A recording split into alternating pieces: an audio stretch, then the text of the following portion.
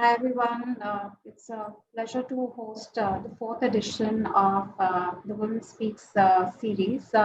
This was our attempt at the Ananta Aspen Center to initiate, almost like honest, conversations with women, young women leaders, seasoned women leaders from, across industries and sectors. To get their perspective on how they're building their organizations, how they deal with challenges, and how they're actually shaping the narrative around leadership. It's a Tuesday morning, and I'm absolutely delighted to host this conversation with three young women who I admire deeply, and I'm absolutely, privileged that I've had, a share in their professional journeys as well. And they're three young entrepreneurs who have actually taken on very, very diverse and off the beaten track paths in their professional careers. I'll give a quick introduction to the panelists today, and then I'm going to leave most of today for them to share their stories and their journey. DIPIKA is the co-founder of PortalFrame, and she's really using the power of technology and data to help cities improve the quality of life for citizens. POOJA is also the co-founder and CEO of Anthill Creations, and she's taken on the task of how public places in India can be reclaimed as safe playgrounds for children, regardless of where they come from. And SHRITI is a brave woman in the space of construction, but she's taken on the mandate of how housing, aesthetic, affordable, and sustainable housing can really be accessible to anyone in the country. And she chose to actually start her venture from Gorakhpur, which is where she belongs. And I think, when I was going through what all three of you do, what occurred to me was, wow, these were perfect businesses in a pre-COVID world, right? Playgrounds for young children, helping cities, get better in terms of quality of life for citizens, and helping people build sustainable homes, right? We're about 8 weeks into the lockdown. What has been your individual journey through the course of these 8 weeks, and what's really gone on with each of you? And if I might start with you, Pooja. Sure. Thank you, Reshma. So happy to be here and talking about whatever journey we are having. It's been a crazy ride. Just before the lockdown on 7th of March, we had our team retreat and we made our planning for the next financial year. We were all set to build 1,000 playgrounds next year. And in a week's time, everything changed. For a very long time, I think the entire team was in this confusion that why this had to happen at this point in time. But I think we didn't spend much time just going over it all over again. The first step we did was we organized a small hackathon within our team, and on challenges as to what can the organization do to combat this crisis that we are going through. And that, I think, brought the entire team sort of together because we were all thinking together. And I didn't feel that the entire responsibility was just on my shoulders, but it became like a team responsibility to make sure what we have to do. For a month, I think we were thinking, okay, this will get better. We just have to think of next 3 months survival. But I think the things have changed, and now we have made peace with what has happened. And I think in entrepreneurship, we've always seen crisis and gone through these challenges. So we treat this as one of the other challenges, obviously at a much bigger scale. But I think we've just made peace with that. There will be a different world out there when we get out of the crisis. Even when the lockdown ends, we will not go back to doing exactly the things we were doing, but there is a lot of learning that has happened over these past 2 months in terms of the work that we are doing, being able to, so we are an impact-driven organization, and the biggest thing we believe we are doing is creating value. And we work very closely with the communities, and we could see them suffering in the first 2 weeks itself. So we're doing everything that we can in our capacity. It is very, very dynamic. Every day we have 5 new experiments we want to do, but we also understand the bandwidth that we have. So right from helping migrant laborers with food to coming up with new innovative ways for children to learn and play. We are still brainstorming. We have done pilots for a few things, but I think the team is at its best in terms of innovation and creativity. So that's how we've been spending our time. So Pooja, when playgrounds are no longer accessible, what are some things that you've done as a team? Because that was your mainstay as Anthill. Right. So, I mean, the problem that we set out to solve was not building playgrounds. We went deeper into the problem. And the problem we're trying to solve is making sure that all children play. And I think that the lockdown children are suffering the most. They are stuck in these 4 walls, which they are not used to. I mean, children will not stop playing even if you close down playgrounds. So we've come up with a new product, which is called Play in a Box, which has few games which children can play even in the safety of their homes. And I mean, currently, if we see children, they're spending most of their time in front of the screen. Even all my waking hours is in front of a screen. So we've developed these games where they can spend time with their family. It is a time when we can also bond with our family members. So that's one of the products that we have come up with. There are a couple of more initiatives around virtual workshops or using technology to be able to reach to children and help them, keep learning while the lockdown is still there. So we're thinking on sort of 3 approach. What is our immediate response? What will be sort of our midterm program, what we will do? And what are some really long-term changes that we will have to do to our core product that we do? So we're thinking on those lines, what can be done. Thanks. DIPIKA, what's happening to cities? It's been a mixed bag for us, honestly, because so our entire company's kind of bread and butter was predicated on a couple of things. One, that retail and real estate industries will continue to grow because they were our major clients, and overall the economy will continue to do well. And obviously both of those things are not true anymore. And so it's really been, I think, a time to kind of reimagine what this company can look like. And I think for me, personally also, the journey's kind of been in 3 phases.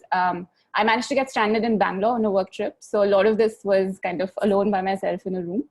I think the first few weeks, I just couldn't believe that was happening. And it was a lot of just denial that this is what the world is now. And all of those things, like how can they keep the economy locked down for so long? What happens to businesses?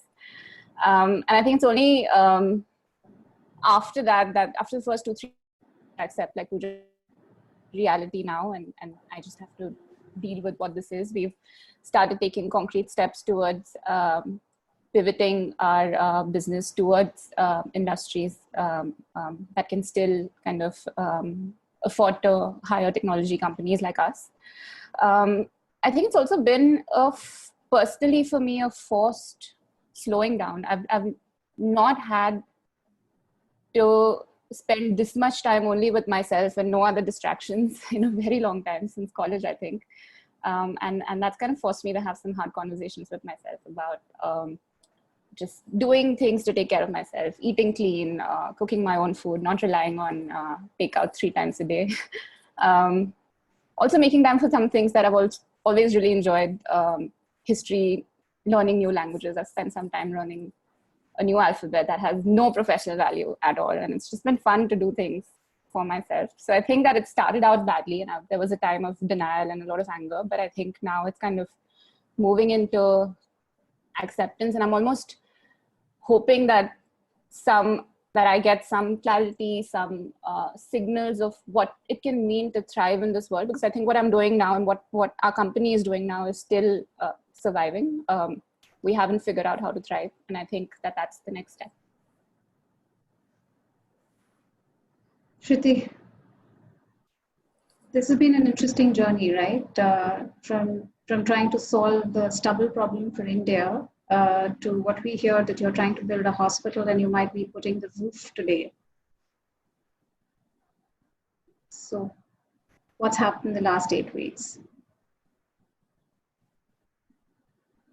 Shruti, you're on mute. You might have to. Yeah. I said that it's great that I'm answering after Deepika. She said that retail and real estate is not the industry they're looking at future, because I think those are two really big industries that's going to take the longest to come back, and we exist in one of those. So I think before 8 weeks, this year was really the year where we think we would really run with the idea, like we did all the validations, examples, built in different cities, and now we had a very clear idea of, oh, these are the segments, these are the product line, and like starting to also raise money. And then from hoping that this is going to be the best year, the lockdown happened, and since we're in construction and it's all physical, we completely shut down for a month. There was just no business, and I just tried that we could pay salaries to everybody who was part of the team. That's the only work related thing I did for 4 weeks, and nothing else really. So I think as a company, we have definitely pivoted. It's no more building homes, because I don't think anytime soon anyone gonna have a priority like spending a big ticket item or cars or houses. But one of the segments that we thought would not be the main segment for us, which was social infrastructure, is now what we're going to focus on more going forward, which includes health and making sure that all kind of informal settlements also have proper living spaces, because COVID has really shown us how for some people it's not a choice to social distance themselves if they're living in slums. It's just not possible, and we have not built for them ever, like the government, the institutions. So that's really where we're going forward. We're coming up with a lot of new designs for Anganwadis, for migrant informal settlements, relocatable structures, because again, these are the same communities that can't afford or pay for the land. So that is not an asset that they own. So we have to keep that in mind. But at the same time, I think our core value, as Pooja said, hasn't changed. The value why we started off, which was to build spaces that are more accessible and affordable. It's just that it's no more going to be homes for a while, but other kind of living spaces. But it'll be the same vision that we work for. And lastly, I think personally, I also got in last 3 years, I never got time to go out and step out of the balcony, which is just, like taking a pause and reflecting. But this lockdown has given me too much time at the balcony, especially in the village, because that's only where it's windy and it's better temperature. So I think I've got a lot of time to reflect on my priorities, reevaluating, giving up, that need to always seem busy, especially as entrepreneurs. You always feel like if you're not doing something every minute, you're not progressing. But that's really not true. You can get your work done in 6 hours and then maybe focus on other things, and that's still a good day. So yeah, I think it's interesting to figure that out and live with those new perspectives. All three of you are running organizations, and there are all the responsibilities, to clients, to team members, to all of that, right? And as the first few weeks of the lockdown actually hit home, what was your worst fear? What was your worst case scenario, and how have you made peace with it? Pooja. Sure. So I think in 3 weeks, I got super panicked, and I'm the youngest in my family. I've never felt a huge responsibility on my shoulders. Before it came to me, it was always my brother and my sister who would take care of things. And suddenly I felt that I have this responsibility of 18 people. What if I'm not able to pay them? And some of these people are breadwinners for their family. And even if they were not able to do what their job role is at this point in time, I felt it was my responsibility because I was not able to bring business to the company. And it was sort of a breaking point for me. And I thought, this is the time when I have to step up. So I spoke to a lot of, so that was my biggest fear. I thought building Anthill was my dream, but in that moment, I felt these people were more important than anything else. Yeah, I think at that point in time, I reached out to my family. I really discussed professional work with my family, but in the past few weeks, I think they have also become a part of my support system. But I discussed it very openly with my family. I discussed it with my friends, my mentors. And I also realized that mentors are not just people you met through incubators or people who are maybe 10 years elder to you, but they can also be your friends. So I've seen a lot of my friends who have sort of become my support system in the past few weeks, who have been giving me ideas, and we've been brainstorming. I think I've sort of come out of that fear now. I feel I did this analysis of, as an organization, what are our strengths and how can we leverage that to create impact in the world. So that has become our larger problem statement at this point in time. And we don't go into micros that much because that sort of just worries you and you are not able to come up with a solution at doing that. So. Deepika. So for us, I think 3 weeks into this process is when our revenues first started to flow. So we make our money off of monthly subscriptions to a city intelligence platform, and people stopped paying their bills, and people started to kind of pause their subscriptions. And I think it became clear, even though I didn't want to accept it, because until Jan, it looked like we were building something that could be really, really big. It just took some time to accept that we have to pivot, that this is not going to work. And we don't have pockets deep enough to wait for 2-3 years for the industries we rely on to come back to normal. So I think this, that journey of pivoting, my biggest fear was and continues to be that I will not have the vision to see where this should go next, and that I am somehow insufficient to figure out where it should be. And where to take this. And I think one of the ways that I've made peace with it is that I've just come to accept that there doesn't have to be a single eureka moment. I don't have to wake up tomorrow morning and say, this is the new company and this is what we do now. I think it's, now that we've figured out how we'll survive, just like Pooja did, we are just taking time to just pick up a couple of broad directions where we think that the world might move in. So just this whole trend of increasing remote work. There are entire companies where 60-70% of the workforce might never come back. What does that mean for how cities will change, for how commuting to work, working itself will change? So there might be something there for us. And the second is, I think I've also just, because I've spent so much time with myself, it's become harder not to be honest with myself. And I've realized that it's all right if I'm not founder and CEO. I think the thing that matters to me the most is just working on exciting problems and working with smart people and learning from them.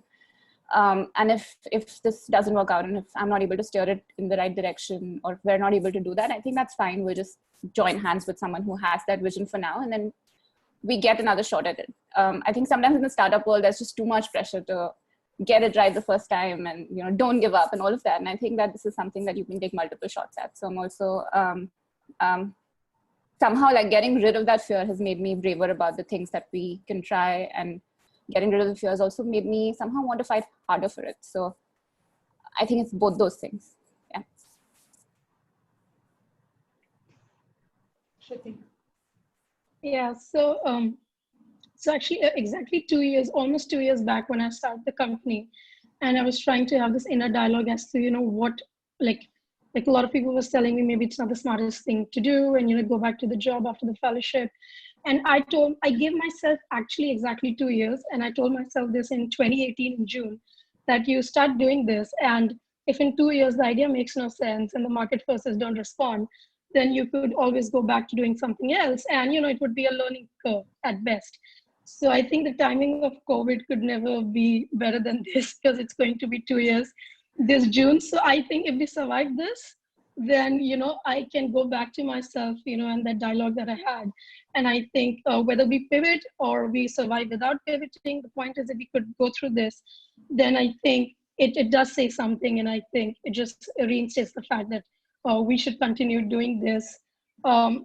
Secondly, I do resonate with DIPIKA. I think there's a lot of pressure being founders and co-founders, that idea that, if you're not doing this, and in case you have to shut this down, I always think, how would it look if I go back on my CV and, go out looking for jobs? I'm serious. I have this concern sometimes. And I realized when the lockdown happened that one of the biggest value that we generate is, the opportunity that construction has to create employment. whether direct or informal, because every time we do a project during the whole course, like right here in this hospital, there are more than 40 people who have got job in this village itself where we are building. So I think as long as we can build whatever it is that the market requires and keeps generating that kind of employment, I think we are still online on our value system that we had. So yeah, and it still worries me. I was looking at my resume. I actually looked at my resume a week back. I was like, maybe I should edit it, just in case you need it. But yeah, I think it'll be interesting if the worst case scenario, I think for most startups is what if it shut down, precisely. So yeah, if that happens, we can always still find ways to continue doing what we're doing, maybe for someone else or in partnerships, and not, with those tags of co-founders and founders, which is not the end of the world, probably. So I want to come back to something that a lot of you, focused on, which is the pressure of being founders, co-founders, CEOs, right? And so what were some of the pressure traps that you fell into during the first few weeks? That you felt that these were expectations of what you're supposed to do as founders and co-founders, and you kind of drove yourselves, up the wall trying to do it. And how have you then navigated the pressures of those expectations that you think people have of you, your teams have of you, clients have of you? So what were some of these pressures that you felt? So I'll go first. So the top two things that come on top of my mind is one, that you have to deal with this alone. The fact that it is all just your responsibility to make sure things are going right. So there was a point when I said, I can't think 6 months ahead. I can only plan 3 months ahead. I don't even know what will happen in 6 months. And for a very long time, I was trying to be this brave person, be it in front of the team or be it in front of the outside world. And then I realized that we've built this team and support system to come together in these times. And we had a very open conversation within our team. I said, let's face this, right? Like, let's face this together and let's acknowledge the problem that we are in. And because until we acknowledge, we are all busy, we're doing a lot of work, but are we moving in the right direction? So that was the first step, I think, a realization that I had, that it doesn't have to be just me alone fighting this battle. So the team support system, I'm having very open conversations. Even on this panel, I'm not here to tell the brave things we've been able to do, but I think being vulnerable and just fighting this crisis together. So that was the first trap, or I think the thing that you think of. Second is what you said to what you started this for, right? Like the vision, the long-term vision that you have. If you are pivoting, that means you're not focused. I think that was the second trap that I went into, that if you are a play-based company, if you're doing anything else, then maybe you're not being focused on what you're doing.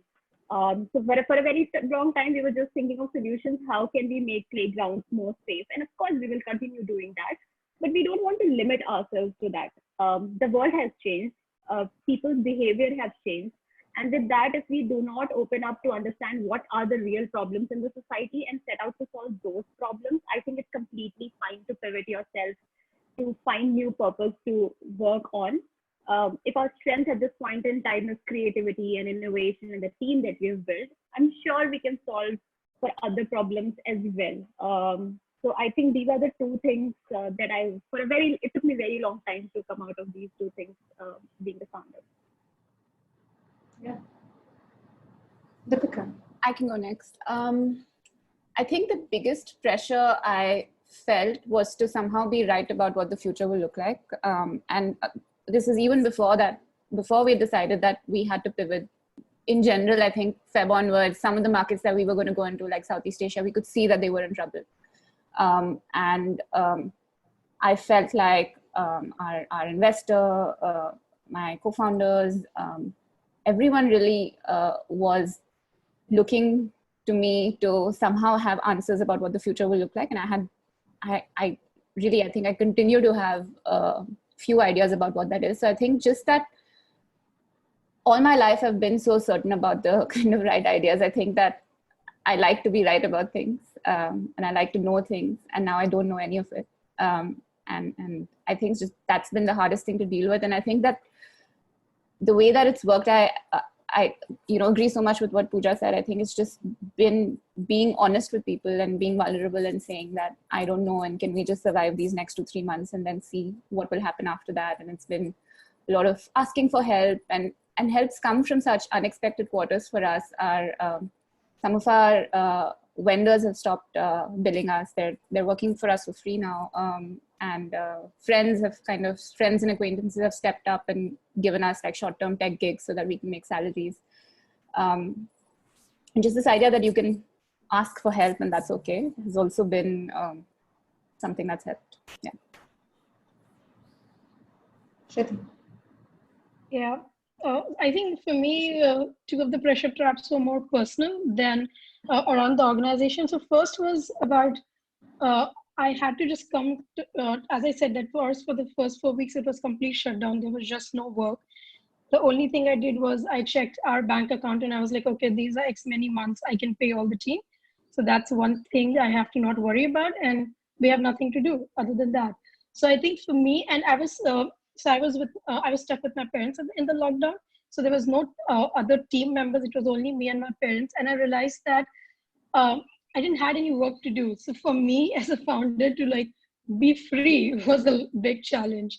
Sometimes I would just sit in my office and stare at my laptop and my mother would be like, what are you doing? I'm like, yeah, I'm working, but there was really no work, because the constant idea that, you're so busy and you have so much to do, and that value and importance that you give to time as leaders, and you're always told that by your mentors and advisors, you can't let a minute waste, if you're working on a valuable idea. So that was one of my pressure on my own self, to let go that need. And when I finally did, I was much at peace. I had so much free time to take walks with my parents, figure out how to bake. And I was like, yeah, those are the things I can do if we're not working, and that's okay. And the second pressure was, I think initially what happened post-lockdown, not just in India and globally, that there was this influx of ideas around what to do for COVID. And of course, 99% of the ideas were around healthcare. So I started getting a lot of this feedback from a lot of my advisors. Oh, why are you guys not doing anything? And I was like, we are not in healthcare. So how could we contribute?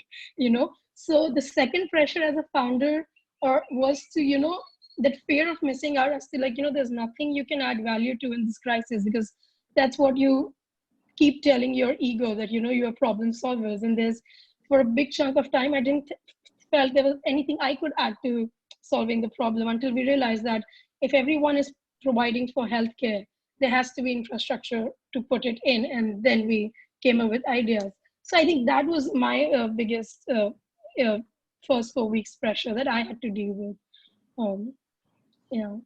So Shriti, you made an interesting comment that you were stuck with your parents, and I hope your parents are actually seeing this and they have heard that comment of yours as well. And so I hope they also heard that I said I loved the walks and the baking. That was the complete, gist of it. So I want to actually build on what you shared. A lot of what you've talked about is how you've reached out to your network of of friends, of mentors, of investors as well, right? So two questions really for each of you. One is that on the business side, what are some of the difficult conversations that you've had with your investors or your funders, if you have them, and how did they go?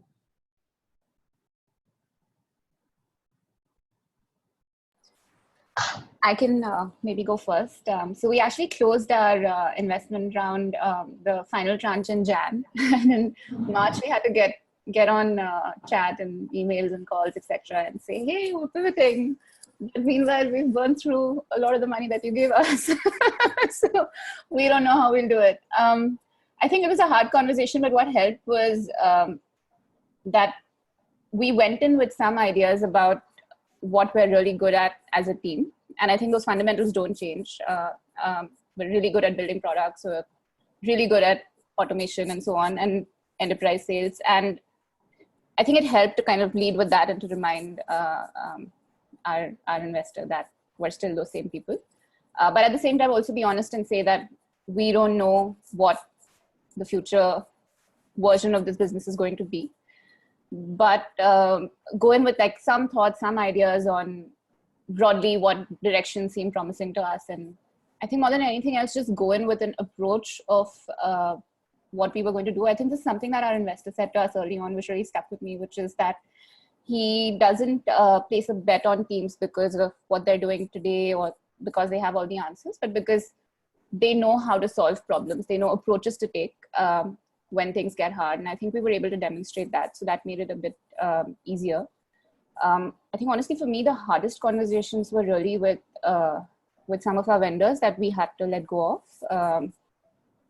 And with some of our customers, just letting them know that there were parts of the product roadmap that they were expecting from us that we would not be able to deliver before things improved. And thankfully with both of those, I think overall, I'm just so grateful for how people have been understanding and empathetic and just gracious about listening to bad news and taking it in.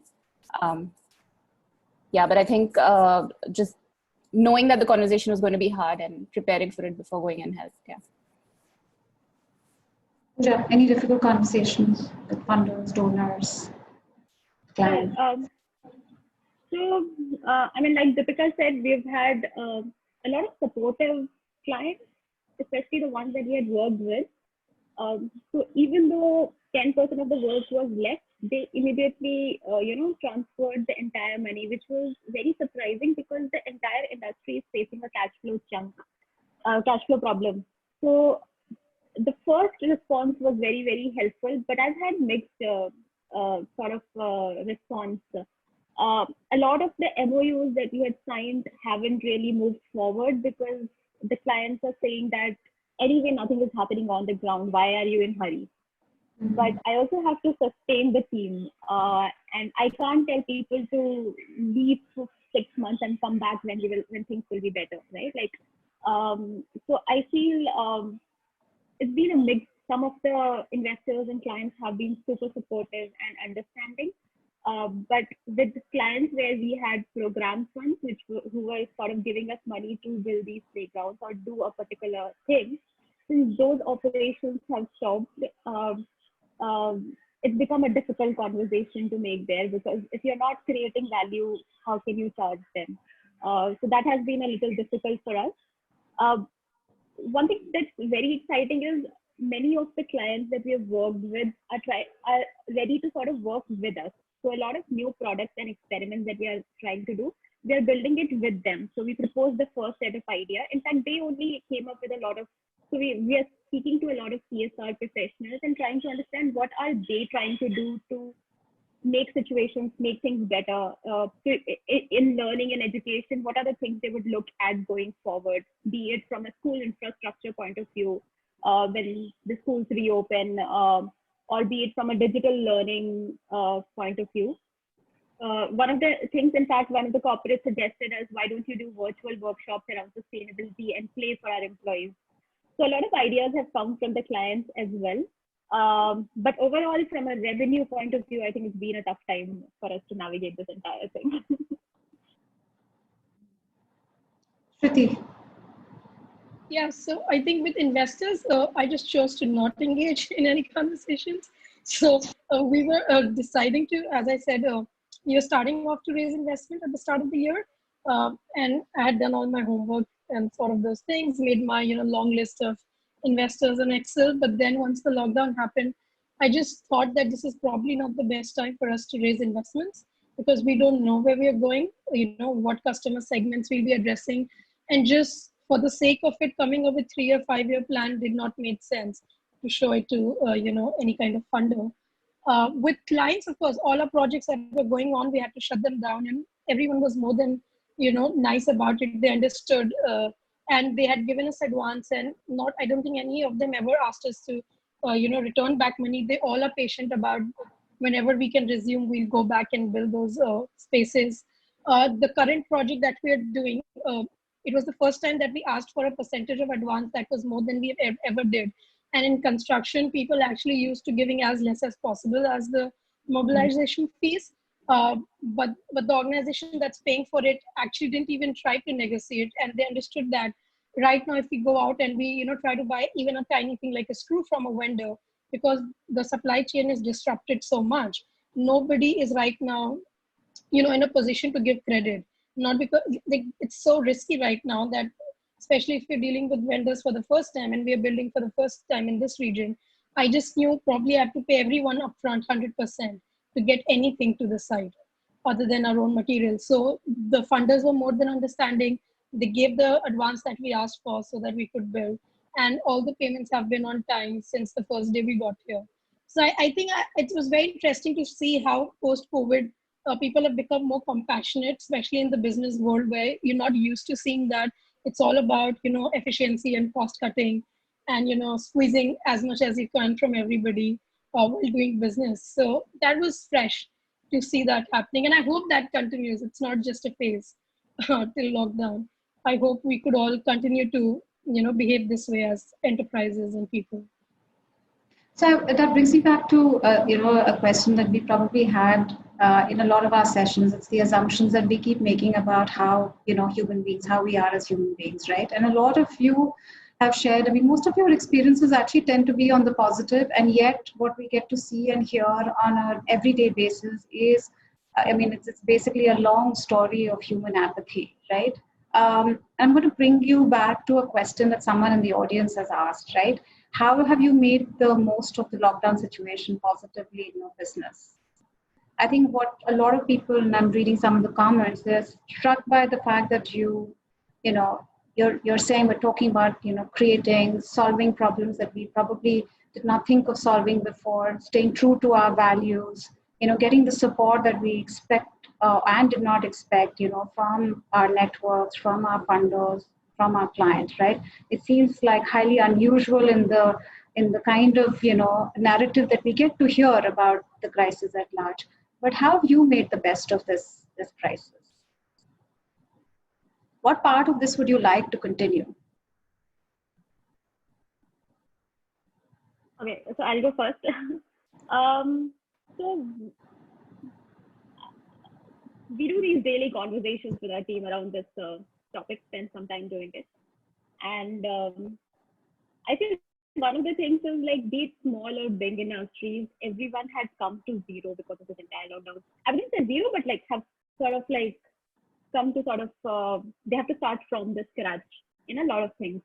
So I think it was a great opportunity for us, being a smaller organization, to become leaders in the space that we are in. I feel if we are, whoever is able to adapt fast, move fast, think of solutions which will come for the future, will grow very fast. So if, say, they were at 10, you were at 5, and now maybe you are at 2 and they are at 4, you still have like that edge.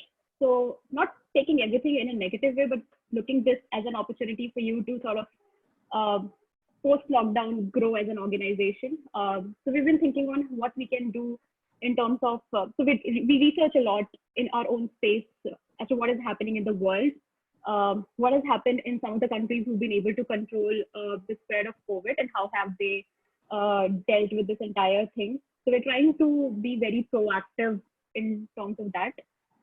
Second, like I mentioned before, I think it is a time to be your most creative and innovative self. So we don't discard any ideas in our brainstorming sessions. We spend a day or two on those ideas, and then we pick up the top 2 or the top 3 projects that we want to do as an organization. So I think everybody from interns to the top management, everybody's ideas are appreciated, and we sort of bring them on the table, brainstorm. It might be an intern's idea which the entire team takes forward. So that's the second I think we've been able to do. I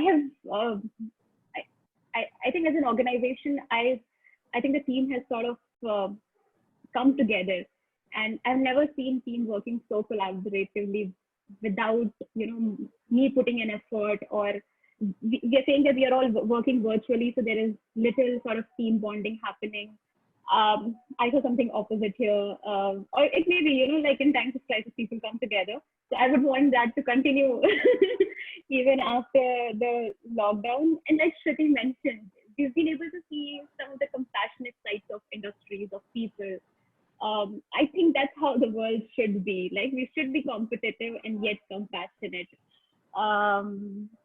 And I think the last thing is this entire piece that everyone's talking about, be okay to sort of pivot or just look them as new opportunities.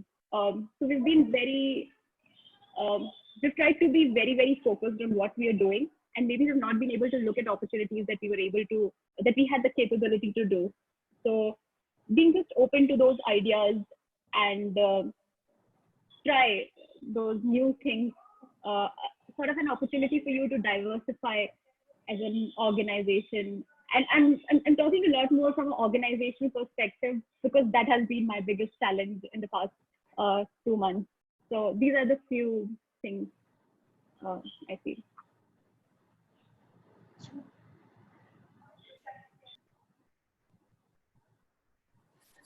I think for us, it's come at the best time that it could have. It's come 8 months into the journey of our company, and just when I think that we were thinking, okay, we're on to something here and we can now go in all guns blazing. And I think the biggest thing it's done is just kind of reminded us and grounded us in being more human. What I mean is, I think before, until December, Jan, if you sat in on any of our team meetings, you would see just how aggressive and ambitious and driven we were, and the kind of words we used to describe market, like let's take it over, let's capture it, let's kill the competition. I think we were building a company a little bit like a shark. Small things like someone going on leave for 2 weeks would be like, oh my God, how can they abandon us in this time of need, and how dare they take 2 weeks off? And now when we sit down to talk, I think we're just a lot more human with each other, in the way that we think about our customers, in the way that we think about competition. We're actually reaching out to some people that we for a long time thought of as competition to see if we can work together.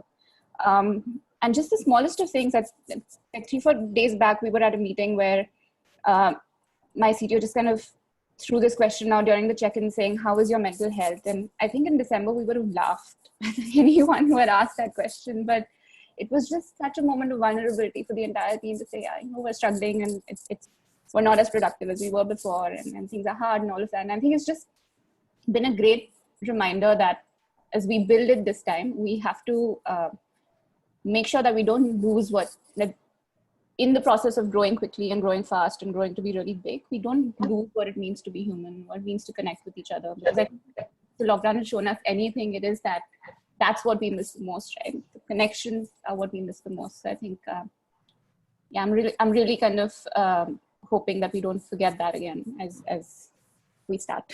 Yeah. SHRITI.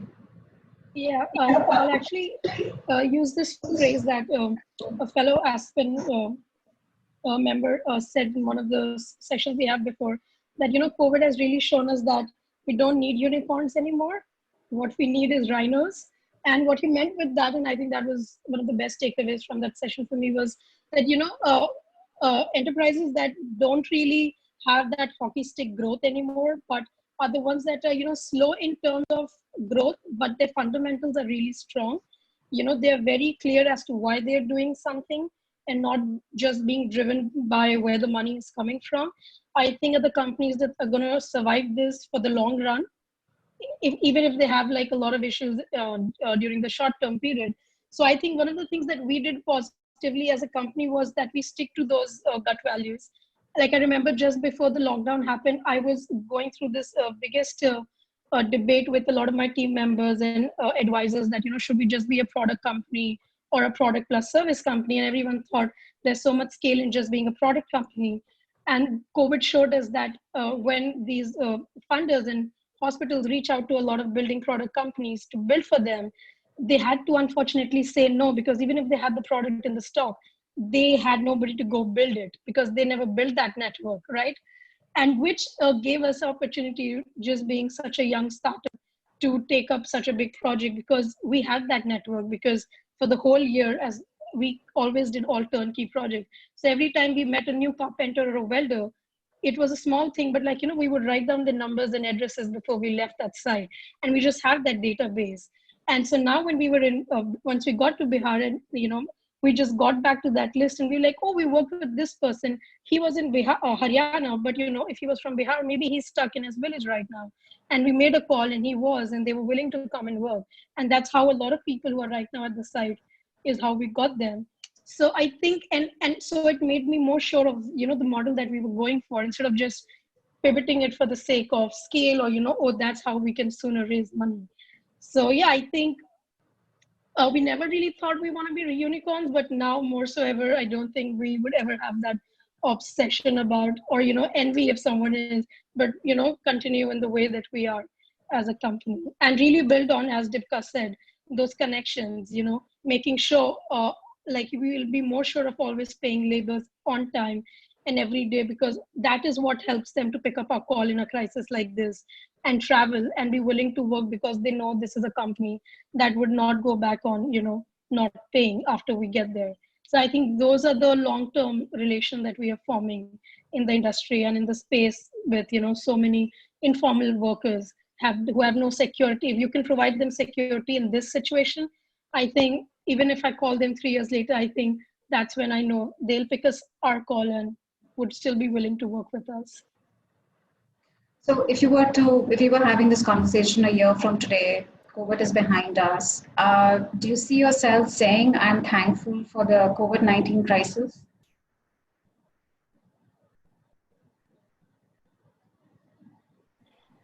I think thankful for the crisis might be a bit much, but I think thankful for the lessons that I learned. I just wish it didn't have to come at so much cost to so many people, because I think that between us, we have enough privilege that we've not had to struggle for the basics like shelter and food. And we haven't been paying salaries now for a month, but I have things to fall back on. And I know that is the exception. It's not the rule.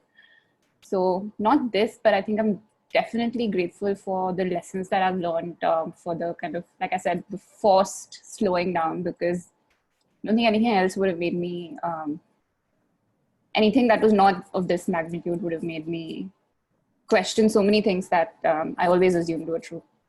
So grateful for that, but I think it's been a terrible time for so many people. And I don't know about you guys, but I actually carry quite a bit of guilt of not being able to do enough for others. Yeah. And how do you manage that guilt? You made peace with your fears. How are you making peace with your guilt? Badly. Badly. I carry it all the time. And I think for a long time, my kind of answer to times like this was to give more, to donate more. And just everything that I have is going into my company right now to keep it alive. And I don't have that anymore. It's just, it's been something that I've personally struggled with. And I don't have an answer. Sorry, Reshma. No wise answers there, but struggling with it. Yeah. Is that guilt? You made peace with your fears. How are you doing on guilt? Pooja? So I cannot say I'm thankful for this at all. Like the more I read news, it worries me a lot. And I never thought that something that's not something so closely related to me would still affect me so much. I felt very helpless in the first few weeks. And I feel this is a very sad state especially for our country and what it has done to the bottom of the pyramid, right? Like we are not giving enough importance to them. I've personally we've gone to these communities to distribute groceries, and I did not feel happy. I mean, when we built playgrounds, we felt very happy when we saw children playing there. When I was distributing groceries and the way people came and said thank you, it just made me more sad. And it took me like 24 hours to sort of get over that entire thing. And I just wanted to do anything in my capacity. And I know we as individuals cannot solve the problems of the world, but we all can do a small little effort. I volunteered to sort of organize a hackathon to come up with solutions around COVID-19. Because I was like, I can't think of solutions, but can I give my time and energy into something? And I know that didn't create any change, but whatever we can in our own capacity. And I think one of the real, and again, resonating with what Deepika said, there have been definitely a lot of learnings on an individual level, but it didn't have to take this crisis to make us realize these learnings. We should be able to just have these learnings, care for the environment, care for the people, um, trying to be positive and see what good this has done, but it's still the negative still overpowers the positive. So just making peace with it and trying to do whatever I can in my small way. Shruti, you're also pretty close to the front lines, right, in rural areas, so how are you managing? I don't know how well this answer would sit, but I don't always see guilt as a negative emotion, because it's actually one of the main emotions that I always feel. And with time, I've realized that you could actually channelize in a positive way, because when you're too anxious and you're too guilty about something, you can't just sit with it. So most cases, I think people feel the need to do something. So it gets a lot of people, at least me for sure, in that actionable mode that I have to do something. And like a lot of people I know out there, especially in the startup world, who share that value. They say, I feel so guilty that I felt I had to do something. And a lot of them just started out things because of the guilt, maybe the guilt around their privilege, maybe the guilt around not doing too much or being too complacent how the world is going around them. So I don't think I necessarily challenge or feel the need to make peace with guilt. I just always try to see if I don't go too overboard in just letting guilt be the main emotion that I have a communication with. But in most cases, it helps me. It helps me to make a decision. It helps me to take actions that I see value in. But yeah, it has been challenging. It has been challenging. Sorry, when we came here, we were having a conversation with a lot of workers, and you see it on news channel, but it's very different when a person actually in front of you, who's just 22, tells you that they actually biked for 15 days to get to Bihar from Chennai. Then you don't know how to respond in that moment to them, in front of them. I didn't know what to say. I was just like shocked. And he was just one person, and there's so many of them out there who did that. So of course, I think that guilt is definitely there, that, as a country, globally, there's so much, like, I think COVID, if anything, has, taken away that veil away from any of us thinking that, oh, we've done enough. There's so much gaps in the way the world is running. There's so much gap in the way we treat workforces, the way we try to, compromise the value for efficiency, that I hope post-COVID, we don't just pivot for a few months, but we really innovate those values in our, supply chains and business model, so that, next time there's a crisis, and probably there would be one, people don't have to go through such extreme measures to just survive and, live for the basics. Like we should do better as a world in that sense, if anything. Yeah, thanks so much for saying that, Shruti. And I think that was very helpful, the way you put it, that in some ways, guilt can hold us hostage, but I think a lot of us are probably doing more because, we don't know how to process our guilt. I have a ton of questions for all of you, and we have all of 5 minutes left. So broadly, I'm just trying to I'm trying to bundle all those questions into one question and a minute to all of you. But as you look at, exiting, what's the one big thought on your mind?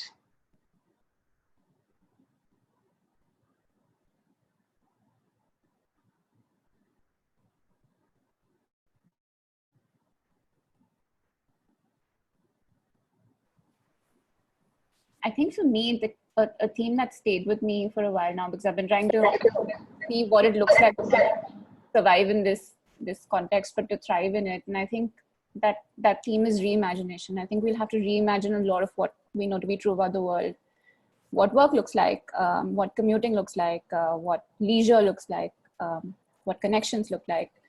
And I think that is kind of the big sort of thought I'm carrying into this. And as we exit from it, I think we have slightly maybe differing timelines on when we get out of this, but next month is when it opens up for us here in Hyderabad. And yeah, I think the thing that I'm looking forward to the most is how can I reimagine what my city will look like, what my place in that city will look like, and what can I do to make it a better tomorrow than it was yesterday. Yeah. Pooja? So I'm not able to sort of put everything together, but I think one thing that comes on top of my mind is it is a time, I mean, post-COVID world will be very, very different from how we are as individuals, how we live, how companies work. And I think we should be more human. We should be more collaborative in terms of how we operate, and not just look at profits and money as a sole sort of purpose of why we exist. And we should look at a more holistic approach. There's a need for more impact-driven solutions in the world, I feel.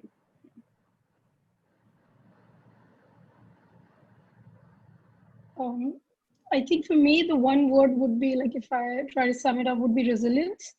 I think going forward, we have to build everything from that point of view, whether it's businesses, models, organizations, team. Like, there has to be resilience part of it. Like we earlier used to call our building material green, and then now recently we have started terming it as climate resilient infrastructure, because that's what the crisis has shown us. Whether it's a health crisis or if it could be a natural crisis, is that if you're not building things with resilience in mind, it's not going to test, be able to test the time. And I think for a long time, globally, we were building things from just the point of view of consumption.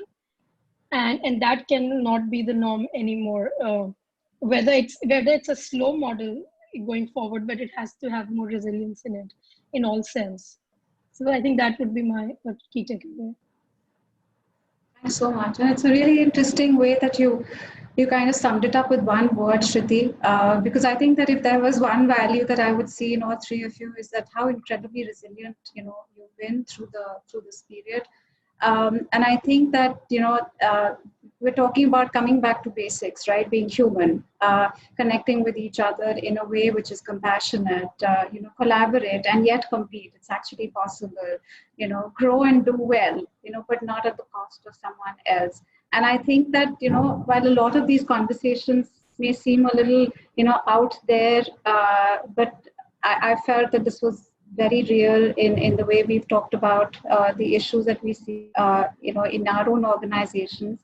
And I'm absolutely, enthused and very optimistic that if we have entrepreneurs thinking like you, and not chasing just that pot of gold, then I wouldn't say I'm thankful, but something good may have actually come out of this entire, experience. So thank you all. I'd love to connect again and meet you all soon in person. I'm not a fan of this virtual meetups, but till then, stay safe and take care of yourselves. Bye. Thank you, Reshma. Bye. Thanks. Thank you. Bye. Bye. Take care.